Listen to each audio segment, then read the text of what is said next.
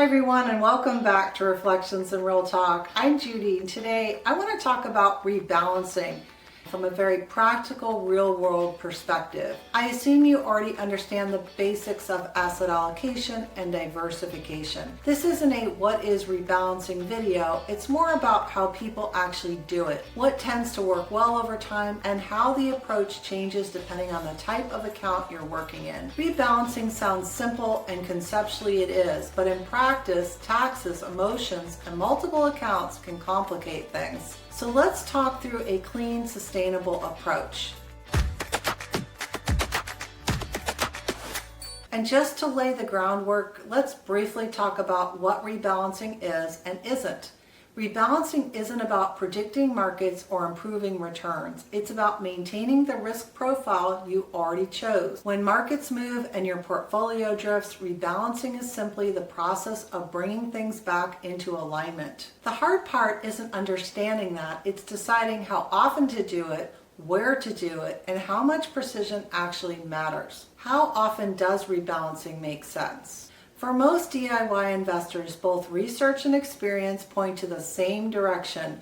Once a year is enough. More frequent rebalancing rarely adds value. It often increases friction, taxes, or second guessing. Some people prefer a threshold rule, for example, only rebalancing if an asset class is off by 5% or more. That's perfectly reasonable. And what tends to be less helpful? Quarterly rebalancing, rebalancing based on headlines, or rebalancing driven by discomfort rather than a rule. At that point, it stops being risk management and starts becoming noise. Now, let's review the basic mechanics. Compare current allocation to target allocation. Reduce what's overweight and add to what's underweight. For broad index funds and highly liquid ETFs, market orders are appropriate. Precision pricing isn't the goal, and getting back into the range is. Limit orders generally add complexity without much benefit in this context. And yes, most of the time rebalancing after strong markets means trimming stocks and adding to bonds. That's not a market opinion, it's just drift correction. Let's look at rebalancing in retirement accounts. So let's separate account types, starting with retirement accounts, because this is the easiest place to rebalance. Inside IRAs, 401ks,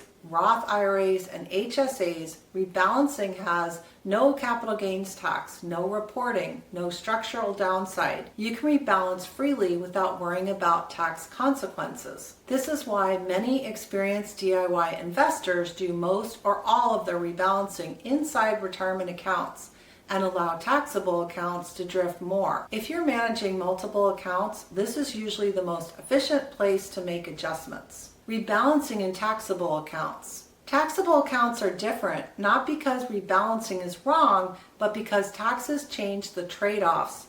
In a taxable account, rebalancing is both an allocation decision and a tax decision. So the goal shifts slightly. We're still managing risk, but we're doing it more deliberately. Here's how I like to think about it, in a way that works whether you're using Fidelity or Vanguard. Step 1, go to the holdings view. In Fidelity, it's listed under all accounts, positions. Select the link under the investment or the ticker symbol you want to research and trade. On the summary page, you can also see asset allocation. I'm looking at position size, the percentage of the account, cost basis, current value, and unrealized gain or losses. Step 2, identify which asset class is overweight. The question isn't what performed best, it's what is now larger than I intended. And that tells you where rebalancing pressure exists. Step 3, review cost basis before selling anything. This is the most important taxable account step. Before placing a trade, look at the unrealized gains. Identify lower gain lots or losses, if any exist. You're not trying to eliminate taxes entirely, you're managing timing and magnitude. Step 4, choose the least disruptive rebalancing method. There are 3 reasonable approaches, and many investors use a combination. First, new contributions if applicable. Direct new money to the underweight asset. No selling, no tax impact. Second, dividend control. Redirect dividends from overweight assets toward underweight ones. Third, selective selling when needed. Prefer long-term gains. Prefer lower gain lots. Accept that some tax may be the cost of restoring balance. And step 5, placing the trade. For diversified index funds and ETFs, if market orders are still appropriate, liquidity is high, precision pricing isn't the objective. Execute the sale and then buy the underweight asset. This isn't trading, it's maintenance, and it doesn't need to be perfect. You're managing risk over time, not forcing symmetry in a single transaction. Rebalancing during market declines. One important point that often gets overlooked, rebalancing tends to matter most when it feels uncomfortable. During market declines, rebalancing often means adding to stocks, not selling them. And that's being contrarian for the sake of it. It's following a plan that was set before emotions entered the picture. And here's why simplicity still matters. This is a broader point that's worth taking into consideration. When portfolio management becomes too consuming, it can crowd out more important planning, things like estate documents, beneficiary designations, insurance coverage, contingency planning. Rebalancing works best when it's procedural, not something that requires constant attention or mental energy. This isn't about mastering rebalancing, it's about having a sane, repeatable process.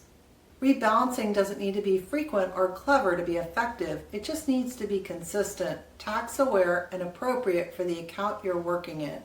If this conversation resonated with you, please subscribe to Reflections in Real Talk. I'm your host, Judy, and thanks for spending time with me today. I'll see you in the next video.